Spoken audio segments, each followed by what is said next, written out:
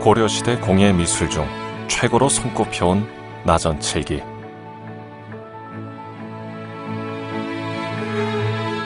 극히 정교하고 솜씨가 세밀하여 가히 귀하다. 고려 중기 송나라 사절로온 서경이 지은 고려 도경에서 고려 나전칠기를 평한 말들이다. 세밀하고 정교한 예술. 나무와 진액, 조개 껍데기가 장인의 손길을 만나 최상의 나전칠기로 탄생한다.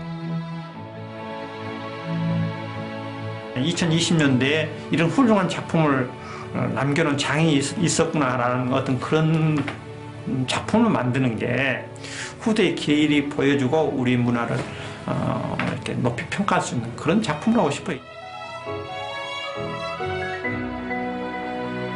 빛이 빚은 예술. 수천 년 이어온 빛이 나전장 정명채의 손길로 전해오고 있다.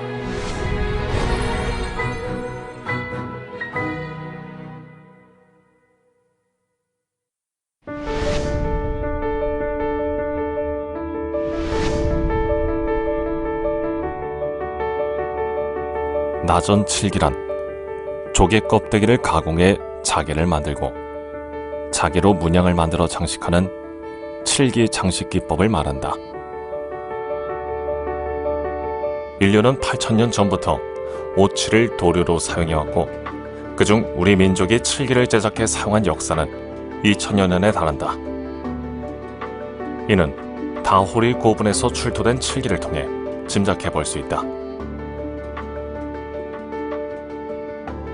이처럼 오랜 시간 발전해온 칠기는 단순히 기물의 오칠을 하던 수준에서 벗어나 다양한 칠공예, 장식 기법으로 거듭났다. 그리고 고려에 이르러 나전칠기의 발전으로 이어지게 되었다.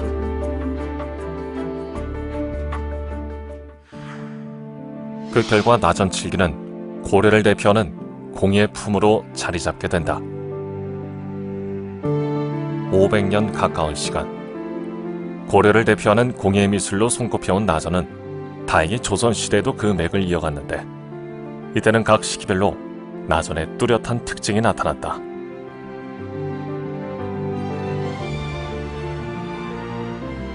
먼저 조선 전기에는 고려의 영향을 받아 국화, 모란과 같은 꽃무늬가 여백의 미를 살려 배출되는 특징을 보였으며 중기에는 새, 포도, 사군자 등의 무늬가 등장해 이전보다는 회화적인 표현이 두드러졌다. 후기에는 복이나 장수를 상징하는 십장색 무늬와 산수무늬 등이 사용되었다. 사용 계층이 확대되며 더불어 기종도 다양해지면서 왕실과 사대부의 전유물이던 나전이 민간의 일상용품으로 자리 잡게 되었다. 일제강점기 당시에는 서울에서는 이황직 미술품 제작소에서 활동하던 장인들이 있었고요. 또 통영에서는 조선시대부터 이어져 온 그런 전통이 있었기 때문에 두 지역에서 나전칠기가 제작되고 있었죠.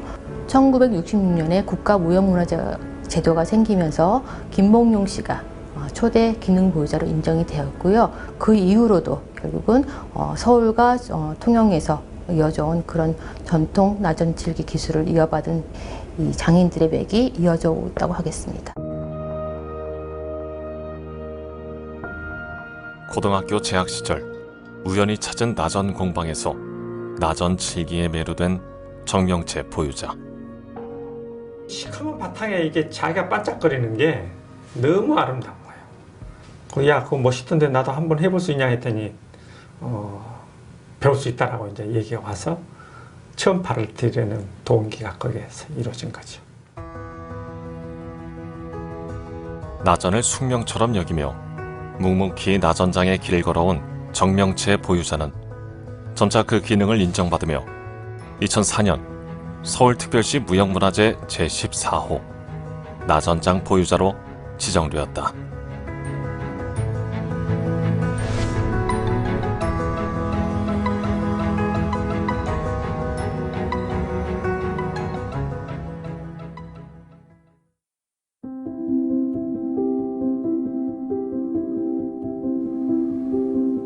2019년 김해의 한 박물관에 전시되었던 보물 제1975호 나전경암. 나전경암을 직접 눈으로 확인하기 위해 정명채 보유자와 박문열 두석장 보유자가 박물관을 찾았다. 국내에 유일하게 남아있는 고려의 나전경암을 전통시대와 같이 각 분야 기능 보유자들의 협업으로 재현하기 위해서다. 원래 나전칠기는 고려시대부터 조선시대까지 그 기록을 살펴보면 소목장과 오칠장 그리고 나전일이 분업화가 되어 있었습니다. 고려시대의 그 중상서에서도 칠장과 나전장이 분업화가 되어 있었고요. 조선시대의 그 경국대전에서 나오는 경공장의 장색에 있어서도 소목장과 그다음에 나전장 그리고 두석장이 분화가 되어 있습니다. 이번에 이 나전경암 재현 작업에 있어서 정명채 나전장뿐만 아니라 소목장과 오칠장 그리고 두석장의 협업으로 제작을 하였습니다. 백골은 경기도 무형문화재 소목장 김의용 선생님이 맡아주셨고요. 오칠은 서울특별시 무형문화재 오칠장 손대현 선생님이 맡아주셨습니다. 그리고 장석은 국가무형문화재 두석장 박문열 선생님이 맡아주셨습니다.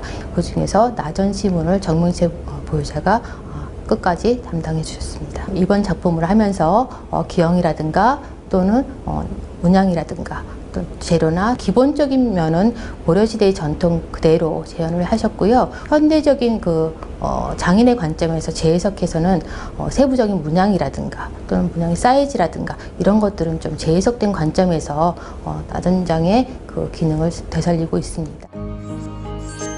이번 나전경암의 재현은 다음과 같은 과정으로 제작된다.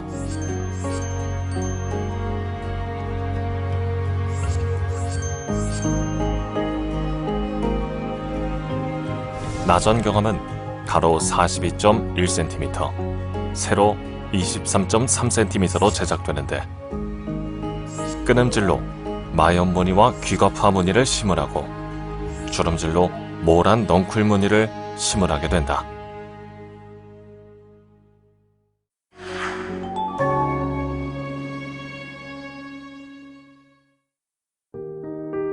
끊음질을 위해 손보뜨기를 하는데 도안을 칠 바탕에 대고 송곳으로 기준이 되는 꼭지점을 찍어 표시한다.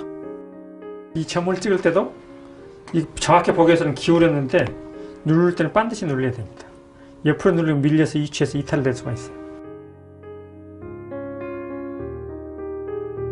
황동선 안쪽에 꼭지점 표시가 끝나면 이제 손보뜨기를 하는데 꼭지점과 꼭지점을 연결하고 가는 연필로 선을 긋는다. 이 선을 따라 끊음질 문양이 시문되기 때문에 정확한 선 긋기가 중요하다.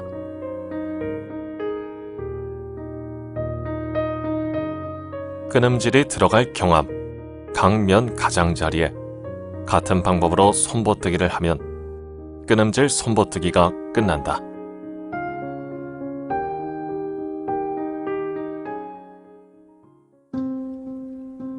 예부터 나전에는 다양한 패가 사용되었는데 우리나라에서는 주로 전복패가 쓰였다.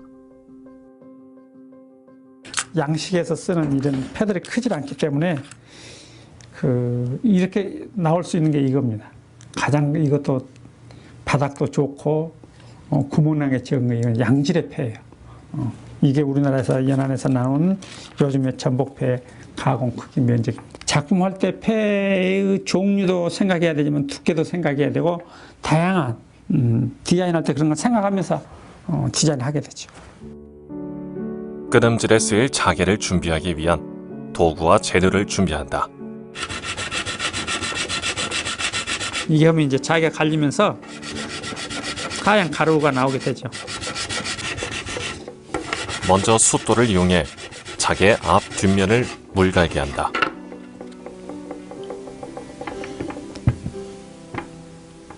손으로 자개의 표면을 살핀 후 황동선 두께에 맞춰 자개를 갈아낸다. 이게 패가 두꺼우면 얇게 내리면 구멍 나는 데 없이 평판하는데 그 패가 얇고 울퉁불퉁이 심하면은 패인 쪽을 갈아야 돼요. 될 수 있는 한. 얇으면 밑에 비치거든요. 패인 부분은 거의 이제 구멍 나게 되죠. 그렇게 되면은 그 부분을 못 쓰게 되니까 됐으나 패인 쪽으로 많이 갈아야 돼요. 얇게 갈기가 잘 된 박패는 이렇게 휘어도 부러지지 않는다.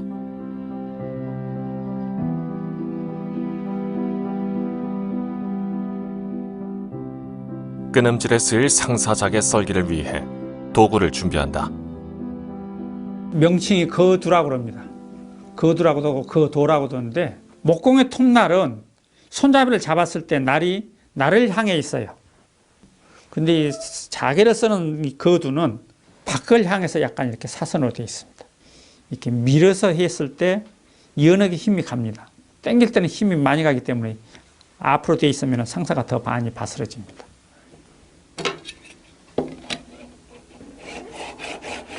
상사 썰기를 할 때는 거두를 반드시 해야 상사면이 일정해진다.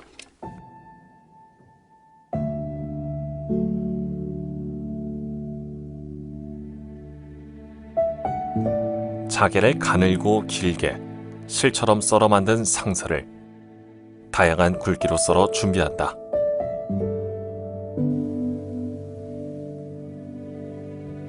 귀겁 화무늬 안에 심어날 능화무늬 자개는 상사를 사선으로 붙인 후 마른 목골 모양이 되도록 썬다.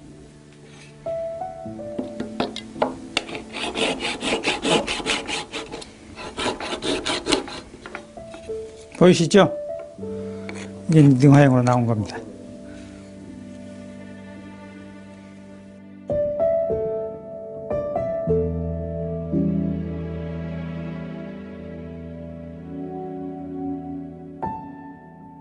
이게 이제 사람이 발달하면서 이게 이제 작두식으로 이렇게 나온 거예요. 이건 나오기 전에 또 한 단계가 있었어요. 홈을 파갖고 하는 그 대패 있어요. 그런 식으로 왔다 갔다 해서 탁 치면 똑 떨어진 건데 거기서 더 진화한 게 이겁니다. 이게 이상 더 나오지는 지금 않고 있죠. 이 장점은 굵기를 한번 맞춰놓으면 일정한 한번 이렇게 작도 내려갈 때마다 한 번씩 썰을 커팅이 되기 때문에 굉장히 능률적이죠. 정령체 보유자가 상사기로 상사를 만들 때 우선 물에 불린 자개에 물기를 닦아내고 상사기에 자개를 올려 썬다. 이때 자개를 꽉 누르지 않고 살짝 밀듯이 상사를 써는 것이 중요하다.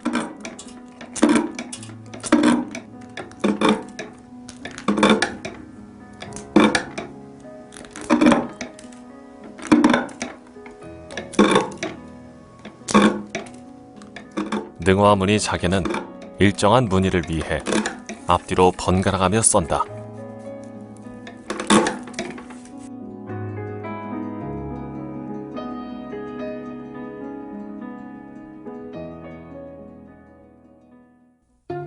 자개 준비가 끝나면 끈음질을 이용해 기하학적 직선 문양인 마염무늬 시문을 시작한다. 먼저 마염무늬 끈음질을 위한 도구와 재료를 준비한다.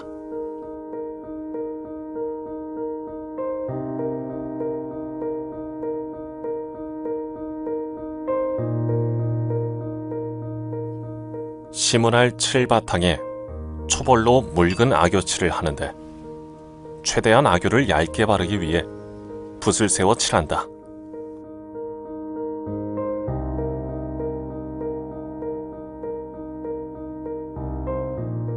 끈음에 있어는 순서가 있거든요.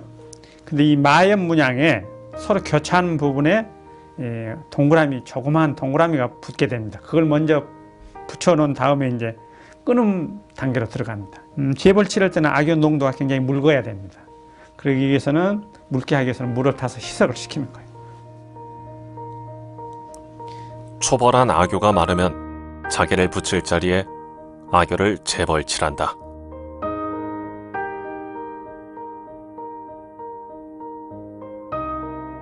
이제 그 위에 원형 자개를 붙이는데 크기가 작기 때문에 연필 끝을 이용한다.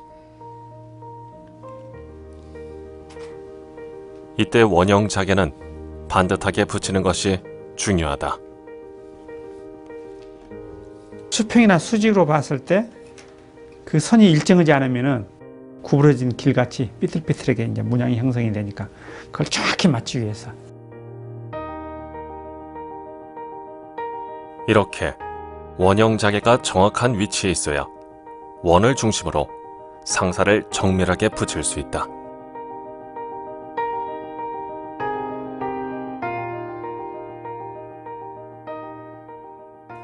여기서도 이제 그 마연 문양을 끄름질하게 되면은 육각형 형태가 먼저 일어나야 돼요. 그 가운데 동그라미가 하나 있고 가에 동그라미가 6개 붙어 있어요. 그러면은 그 6개의 문양을 연결하면 이제 그 육각형이 나오죠. 그 다음에 그 안에 이제 간선을 끊어가면서 마연 문양 형성을 만든 겁니다.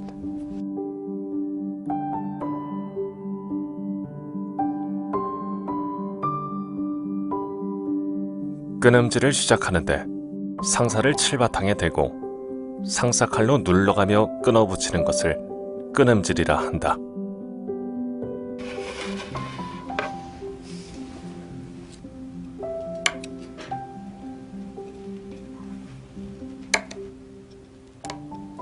원을 중심으로 육각형이 되도록 상사를 끄름질한다.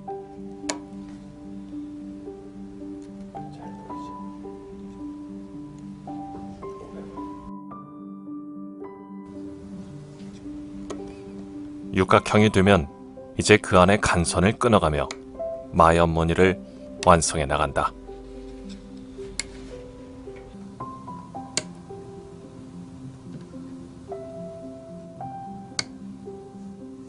마연 무늬 끄름질이 모두 끝나면 악교가 완전히 굳을 때까지 자연 건조 과정을 거친다. 다음, 악교 풀빼기를 위한 준비를 한다. 악교가 있으면 오칠을 했을 때 밑에 칠하고 접착이 안 됩니다. 습기 있으면 뿌옇고 올라오고. 그래서 그 악교의 접착성이 일체 기물에 있으면 안 돼요. 자기 사이에도. 그걸 완벽하게 제거를 해야 됩니다. 이게 그냥 문지른 게 아니라 지금 사방팔방으로 돌려가면서 하는 거예요. 지금 문양이 촘촘히 있어갖고 사이사이에 소울이 잘 안 들어가기 때문에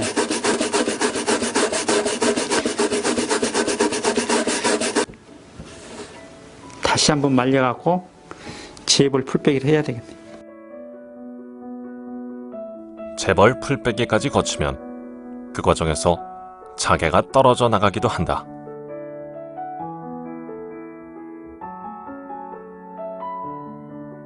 이때 자개 손보기를 하는데 손으로 자개를 훑어가며 자개가 떨어지거나 잘못된 부분이 없는지를 확인하며 손보기를 한다.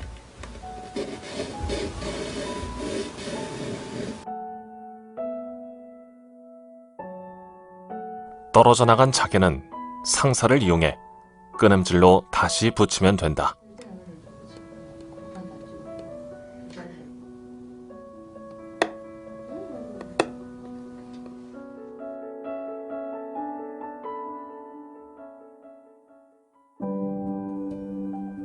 이제 끄름질 마지막 과정으로 거북의 등 무늬인 귀가 파무늬 시문에 들어간다.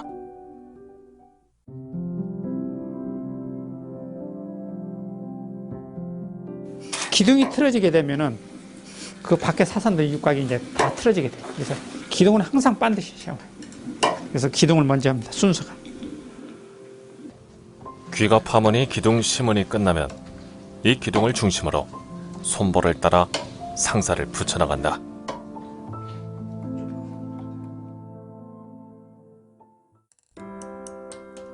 완성된 육각 안에 작은 육각 무늬를 심어나는데 이때는 가는 상사를 이용해 육각 무늬를 완성한다.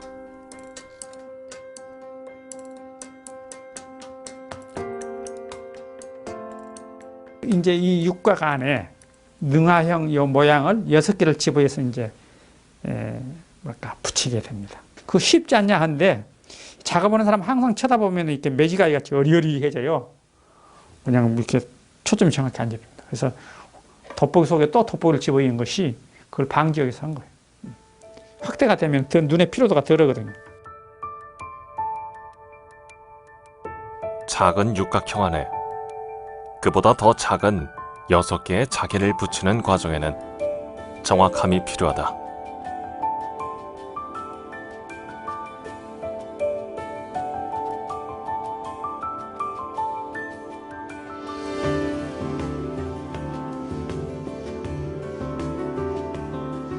이렇게 육각형 안에 능화무늬 자개를 모두 붙이면 악교 풀빼기와 자개 손보기를 거쳐 귀가파무늬 시문도 마무리된다.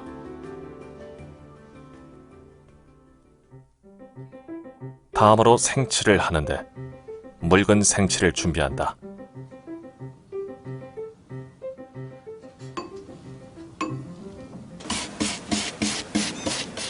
시문된 금속선과 자개가 칠바탕에 완전히 붙도록 생칠하는 것으로 이때는 묽은 칠을 얇게 바르면 된다.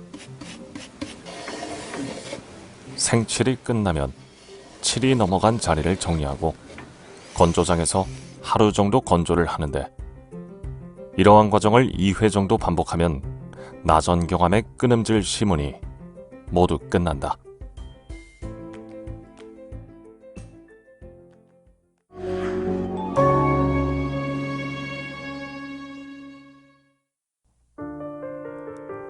경함의 주 문양인 모란 넝쿨 무늬는 다음과 같이 주름질로 시문한다. 이제 여기 보면은 전부 다 넝쿨식으로 이렇게 선이 연결되어 있죠. 이게 이제 0.3mm 동선을 붙일 자리입니다. 그래서 그걸 기물에 이제 동선 붙일 자리를 표시하기 위해서 도안을 지금 거기다 대고 붙이는 중이에요. 넝쿨의 정확한 위치를 잡기 위해 도안 모양을 따라 송곳으로 찔러가며 칠바탕에 표시하고 기준선을 긋는다.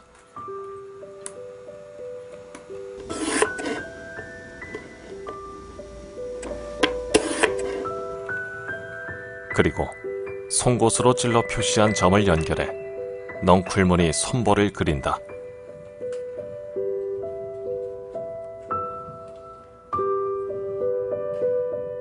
손보뜨기 후에는 악교칠을 하고 상온에서 건조한다.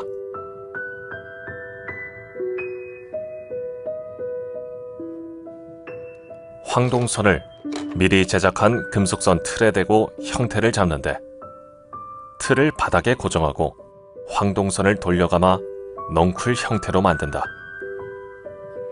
그리고 황동선이 바닥에 뜨지 않도록 평을 잡아준다.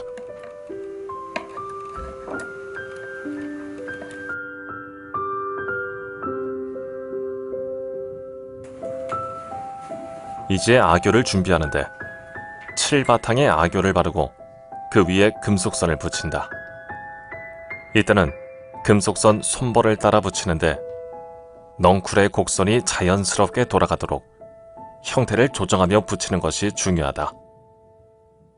형태가 틀어지면 이후에 꽃과 잎이 붙었을 때 자연스럽지 못하기 때문이다.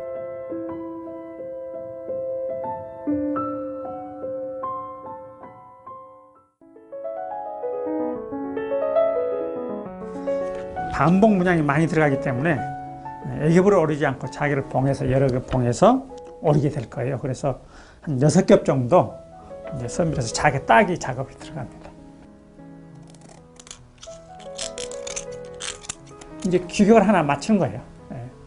그래서 이걸 하나 이제 재단이 됐으면은 그 다음 거를 대고 이제 이렇게 해서 이게 기준이 되는 거예요. 주름질에 쓰일 자개의 준비를 위해 기준이 되는 자개를 대고 그 모양에 맞게 가위로 자른다.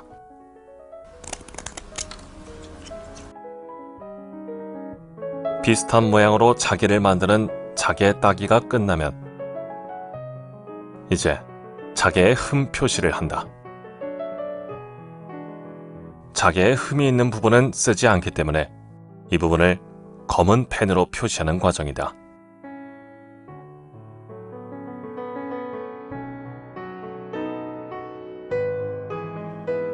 그리고 자개의 한 면에 묽은 악교칠을 하고 실내 건조가 끝나면 이어 반대쪽에도 악교를 칠하고 같은 방법으로 악교를 말린다.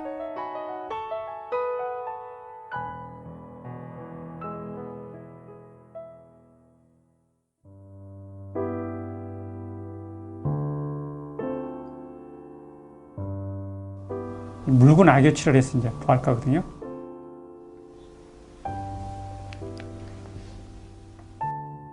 악교칠한 자개가 다 마르면 다시 묽은 악교를 칠해 자개끼리 겹쳐 붙인다.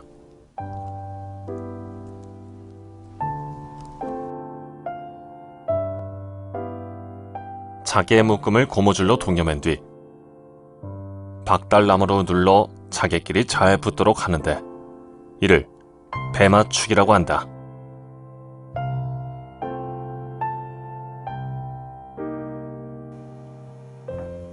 배맞추기를 끝낸 자개 묶음은 찌기 과정을 준비하는데 젖은 천을 자개 묶음 사이사이에 깔아 한 겹씩 쌓아 올린다.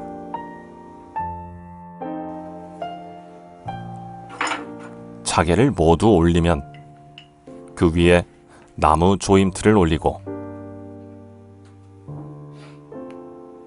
남은 천으로 전체를 감싸고 고무줄과 실을 이용해 자개 묶음을 잘 묶어준다.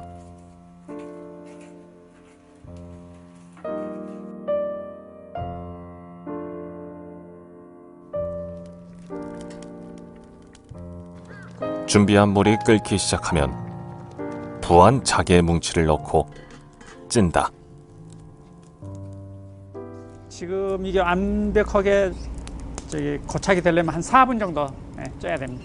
너무 딱딱하고 주름질 할 때 자개 사이에 약간 공간이 악육기가 있는 게 좋은데 너무 많으면 또 악유가 밀려 나오니까 안 되고 너무 고착이 딱 되면은 오릴 때 굉장히 딱딱해요. 속까지 완전히 접착이 잘 안 돼요. 속까지 열이 수증기가 들어가야 되는데 너무 빨리 꺼내면은 제대로 봉해지지 않아요.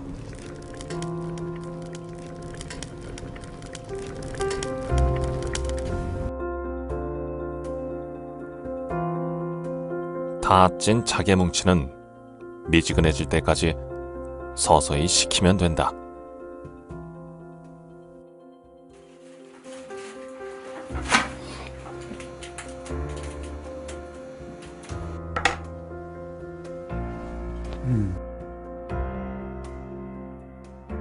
가위 이제 악유가 삐져나와서 이렇게 노랗게 된 게 악유입니다. 이게 이런 게 다 악유예요. 색깔이 여기는 하얗고 여기는 누렇죠. 이 악유인데 이게 이제 굳으면은 분해가 안 돼요. 근데 이 천에 물을 묻혀서 해놨기 때문에 식어서 이게 식었는데도 물기가 있으니까 악유가 굳질 않고 분해가 잘 되네요. 바짝바짝한 건 다 악유가 녹아서 나온 겁니다. 예. 그래서 이제 본을 뜨려면 자개 형태대로 자개 본을 뜨게 되는데 자개 크기에 이제 이것보다 번지라고 합니다. 번지를 그리게 될 거예요.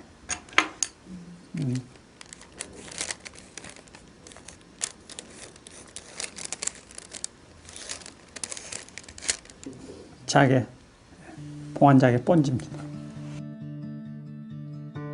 이게 이제 반복해서 이런 문양이 단추 문양이 많이 들어가는데 여기다 대고 이제 기름지를 자개 본을 뜨게 됩니다. 도안 위에 갑본 뜬 유산지를 올리고 무늬를 베껴 그리는데 먼저 가는 연필을 이용해 잎무늬를 그린다.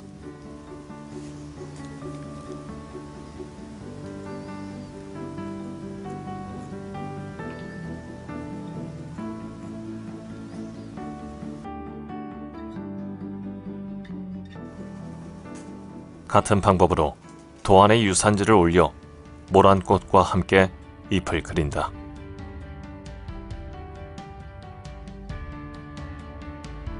꽃과 잎, 모든 그리기가 끝나면 자개에 본지를 붙이면 된다. 이제 본지를 붙인 자개를 오리는데 이때는 다음과 같은 도구가 필요하다.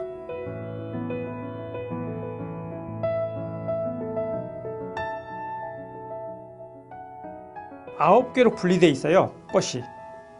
뭐 꽃수를 할까요? 이 중심부로 해서 4개씩 내서 9개로 분리되어 있는데 이걸 전부 다 낱개로 분리되게 오려야 돼요. 그래가지고 거기에 손가락이 벌려졌을 때 이렇게 딱 붙게.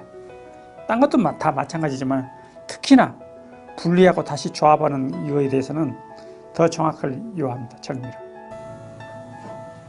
자개를 오리기 위해 가장 먼저 실톱에 톱날을 고정하고 줄칼로 날을 세워준다.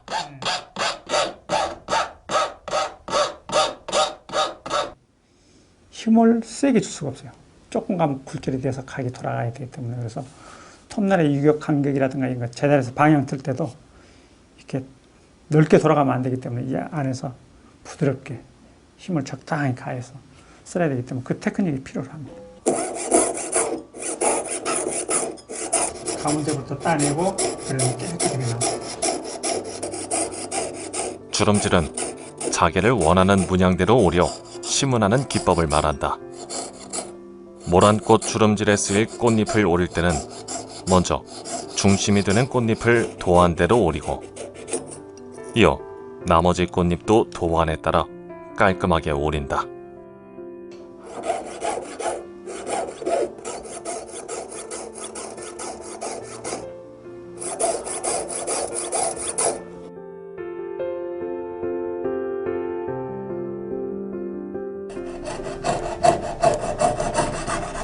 이제 잎을 오리는데 자개를 오릴 때는 실톱이 기울어지지 않고 수직으로 움직여야 정확하고 깔끔하게 자개를 오릴 수 있다.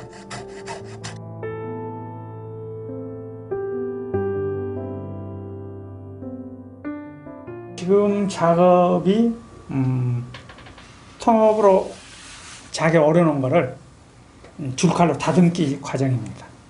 이렇게 좀 삐뚤어졌다든가 톱날 자국 같은 거 아주 미시하기 때문에 그런 걸 다 다듬어줘야 나중에 문양 전개했을 때 깔끔하게 이쁘게 보이거든요. 그걸 정확히 정밀성이 떨어지면 안 되니까 2번 들어가는 거예요. 짠 맞출 때 한 번 줄칼 들어가고 그걸 다듬기 할 때 줄칼 한 번 들어가고. 자개의 다듬기를 위해서는 3가지의 줄칼이 필요하다. 이 줄을 보시면은 한쪽은 줄에 날이 없고 한쪽은 줄에 날이 있는데 이게 얇게 가라는 걸 좁은 공간에 줄질할 때 쓰기 위해서 한쪽은 줄 다 갈아낸 겁니다. 이파리 모양 좀 다르죠. 이건 둥근 부분에 미시하게 돌아가는 둥근 부분에 곡선이 좀 이렇게 살지 않았을 때 그걸 줄 다듬기 위해서 둥근 줄입니다.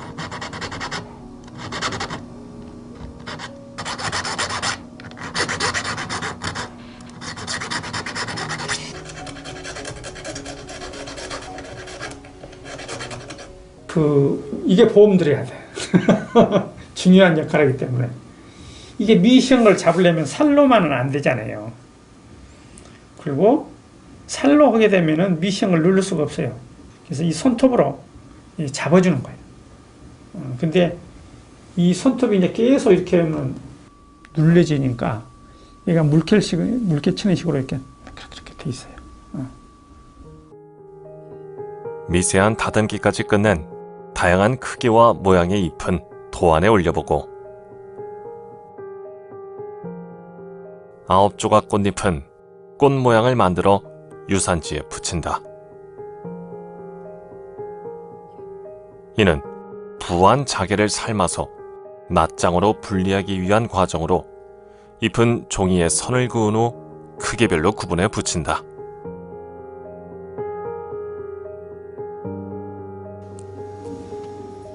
그리고 유산지에 붙인 모란꽃도 종이 위에 붙인다.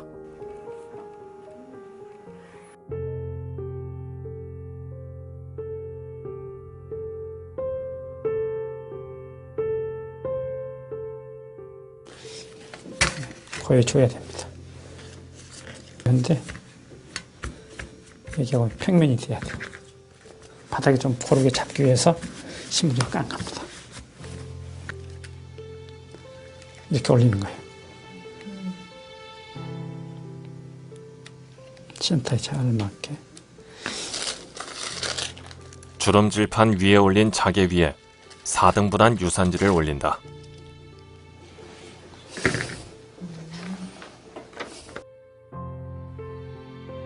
그리고 유산지에 물을 뿌린 후 다시 종이를 올리고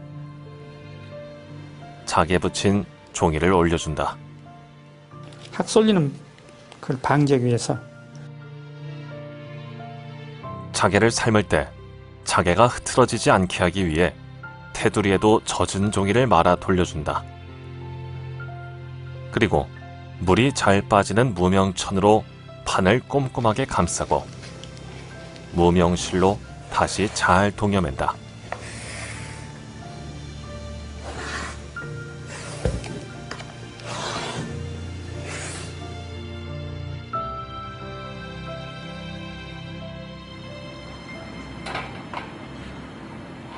이 과정은 부한 자개를 물에 삶아 악욕기를 빼 자개를 분리하기 위함이다.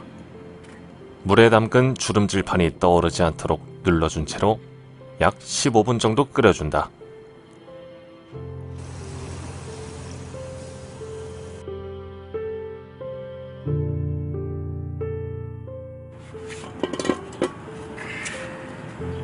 색이 물색이 틀리죠? 잠깐 끼고 꺼내야 돼. 1차 삶기를 마치면 자개의 악효가 빠져나와 물색이 변한다. 바로 꺼내서 깨끗한 찬물 부어서 담그면 안 돼요. 이 속에 그 자개 사이에 악연물이 있으니까 그게 빠져나올 때까지 기다려줘야 돼. 찬물을 뿌려 자개의 악효물이 서서히 빠져나오도록 하는데 이러한 삶기 과정을 2번 더 반복하면 부한 자개 삶기가 끝난다.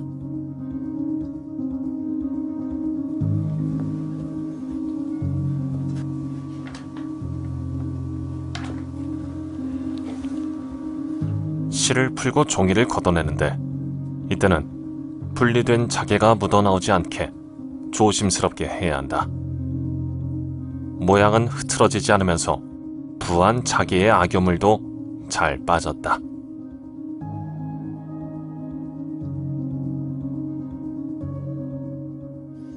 지금은 대충 이게 이제 삶기에서 짬을 정확히 맞추질 않은 거예요. 이렇게 손가락에 보면 정확히 하면 양쪽 대칭이 되는 식으로 꽃잎파리도 양쪽이 비슷하게 되어 있는데 그걸 정확히 저희 이제 붙여서 한 송이 꽃이 멋있게 되게끔 붙임질하는 과정으로. 가운데를 먼저 중심이 이제 되는 거예요. 붙임질을 위해 먼저 모란꽃 견본을 만드는데 도안 위에 유산지를 놓고 가운데를 중심으로 자개를 붙인 후 도안에 따라 꽃을 붙인 유산지에 기준선을 그어준다.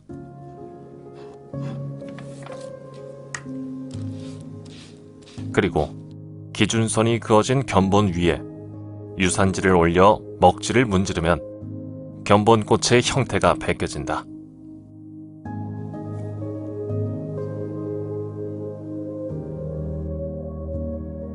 이제 그 위에 모란 꽃송이를 붙인다.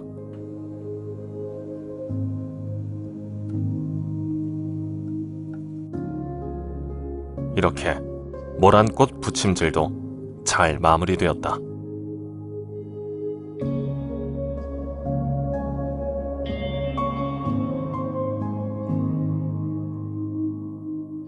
모란꽃 지짐질을 위한 도구를 준비한다. 당초 꽃을 이제 지짐질할 단계인데 이 넝쿨이 이렇게 보시기에 반복돼서 있잖아요. 근데 미시한 차이가 있습니다. 이게 여백에 또 이파리를 붙여야 되거든요. 근데 한쪽에 쏠린다든가 그러면 이제 조화가 안 맞으니까 그 조화를 맞추기 위해서 한 송이씩 이 돌아가는 동선 안에 붙여서 지짐질할 겁니다.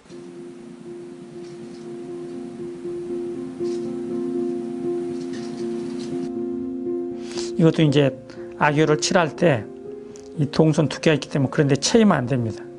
그래서 너무 두꺼워도 안 되고요. 꽃을 붙일 때는 도안을 확인하며 꽃의 방향과 크기를 확인하고 동시에 꽃이 동선의 중심에 오도록 붙인다.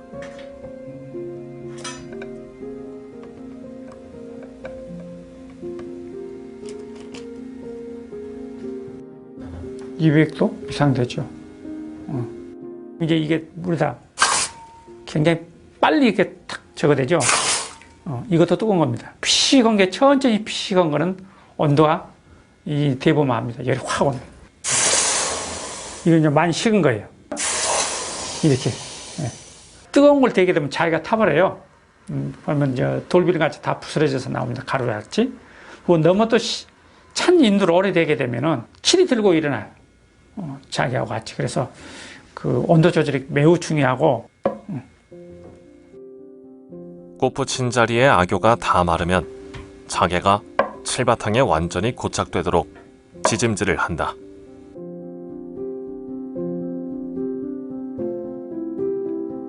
젖은 물수건으로. 따뜻했을 때 물이 흥건하면 안 되거든요. 젖은 걸로 해주면은 밑으로 밀착이 되죠. 공간 뜨지 않고. 지짐질한 부분이 식으면 유산지 위에 묽은 악교를 칠하고 유산지를 떼어낸다.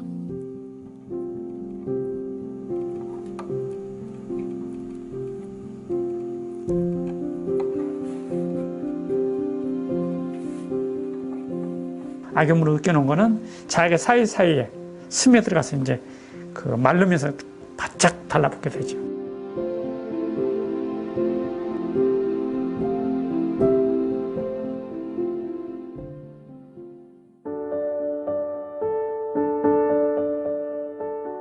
넝쿨 꽃 있는 안쪽 당초 이파리를 붙이는 작업입니다. 이게 지금 꽃이 이제 뭐 잎이 크고 좋고 하니까 이 공간이 좁은 데도 있고 넓은 데도 있고 하니까 그 공간에 맞춰서 잎 크기를 갖다 이제 주워 붙여야 돼. 오칠로 붙여버리는 거예요. 그럼 풀빼기 할 필요 없습니다. 붙이고 나서 건조시킨 다음에 생칠 한번 매겨놓으면 되는 거예요. 동선 안쪽부터 잎을 붙이는데 먼저 접착용 오칠을 바르고 그 위에 잎을 붙인다. 이때는 다양한 크기와 형태로 오려둔 잎을 확인하며 적정한 자개를 찾아가며 붙이면 된다.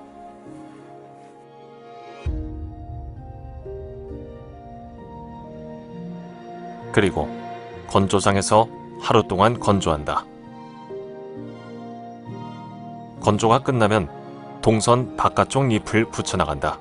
줄기가 곡선이잖아요. 그러면 이파리도 이렇게 직선으로 붙이면 이제 자연미가 없으니까 곡선 밑 찾아가면서 이렇게.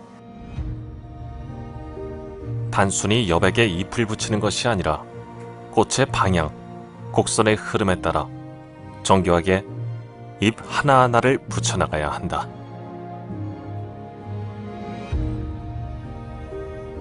이 한 면 하는데 일주일 넘게 걸립니다. 예. 그래서 하루 하면은 이 한 줄이 쫙 붙여지는 거예요. 그럼 또 꽃 주위에 안쪽에 또 이파리가 붙여야 되잖아요. 구부러진 각도, 또 간격, 양쪽 배분해서 켤레니까 신경이 더 쓰여지는 거예요.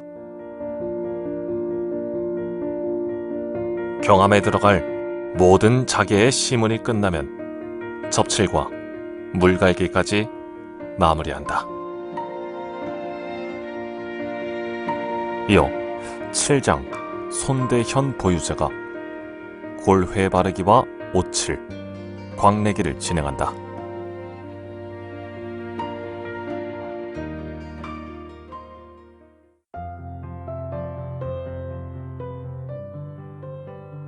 꽃에 보면 꽃 그 인맥이 있죠, 속에.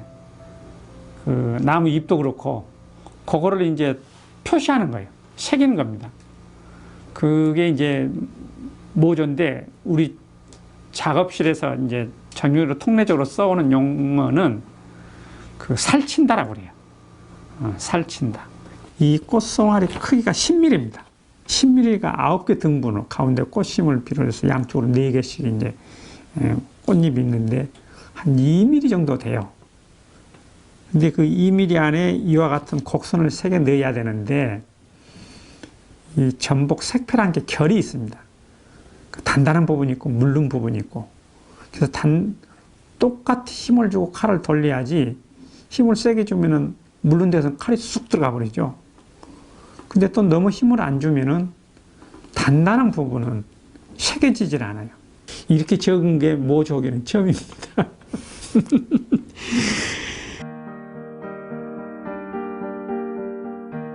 끝은 바늘보다도 더 가늡니다. 사실은 굉장히 뾰족한 거예요. 둥글게 갈아놓고 약간 한 팔각 정도로 해서 한 2번씩 하면 이제 각이 지니까 그렇게 해서 했는데 잘 되더라고요.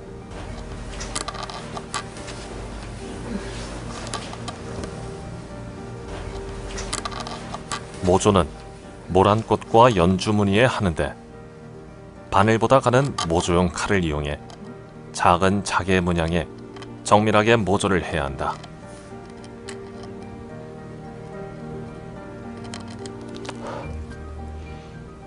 이것도 굉장히 꽉 잡고 흔들림이 없어야 돼요. 축이 흔들리면 안 됩니다. 이런 데 가서 푹 나가게 되면 칠면에 또 스크래치가 나니까, 그래서 이것도 눕히면 잘 안 되고 세워야 돼. 눕히면 선이 굳게 나오니까. 세워서 이렇게 하니까 제가 높이 앉아 있는 거예요. 이렇게.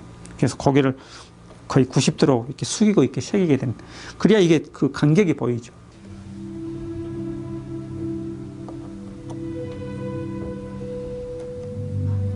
흥건해갖고 가에서 이렇게 조금씩 찍었어요. 모조한 부분에 먹물을 고르게 잘 바른다.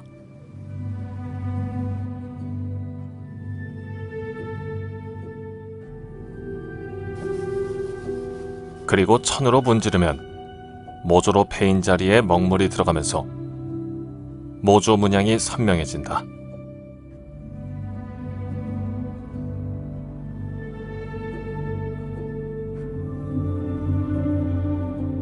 모든 칠 과정을 마치고 마지막으로 두석정, 박문열 보유자가 만든 길목, 들쇠, 경첩 장석을 박으면서 나전경함이 완성되었다. 밤 보통 뭐 9시, 10시. 그러니까 토요일, 일요일도 없이 한 1년 반, 한 셈이에요, 그게. 쭉 하다 보니까 이제 시간이 지나니까 좀 진척이 돼 가니까, 야, 이렇게 하니까 끝나네. 그 뭐랄까, 무거운 거를 어깨에 짊어지고 있던 거를 내려놓는 그런 기분이라 할까? 어떻게 표현할 수 없는. 도안 구성하고 작업에서는 어려움이 있었죠. 그런데 하면서 더 옛날 장인들의 내 머릿속에 조명이 된 거야. 아, 그 시대에 이렇게 했다는 게 경의할 만한 작업을 했던 거예요. 내가 하면서 느낀 게 더 그게 가치가 느껴지는 거예요. 시간의 무게를 담아 켜켜이 쌓아가며 작품 하나하나를 완성해왔다. 그렇게 인내와 땀이 함께했던 나전장의 길. 내도 이게 그 힘들고 어려울 때가 왜 없겠어요. 여름에 뭐 주름지르면 땀 나고 가루 이렇게 먼지 하면 코가 저 뭐 산타 할아버지가 호흡을 그러니까 얘가 그냥 허옇고 눈썹도 허옇고 하루 종일 주름지르다 이제 점심 때 일어나요. 근데 좋아서 했던 것 같아요. 그러니까 이식도 안 하고 그게 처음 보는 순간 이건 나의 숙명이 돼가지고 지금도 얘기를 안 걸고 한 길로 쭉 걸어왔던 길입니다. 꿈 많던 어린 시절 눈앞에 반짝이던 나전칠기에 빠져 50여 년을 나전칠기와 함께해온 정명채 보유자. 오랜 세월 한 길을 걸었지만 그의 여정은 늘 새로웠으며 도전이었다. 우리가 정죽이고 우리가 만드는 유물이 우리나라에 없다는 게 굉장히 서글픈 거예요. 내가 봤을 때 이거 하면서 보람을 느낀 거예요. 그 재현한다는 자체는 굉장한 보람을 느낀다. 이거는 하나가 있으니까 됐고 안 됐던 거. 그 중에서 난이도가 이제 더 나이 들면 힘들어지니까 난이도가 그 다음 어려운 거. 크지 않고 조그마하더라도 그런 예술적 나중에 작품을 만드는 게 그게 소망이죠. 그리고 그게 내가 또 이 길을 걸어오는 어떤 보람이고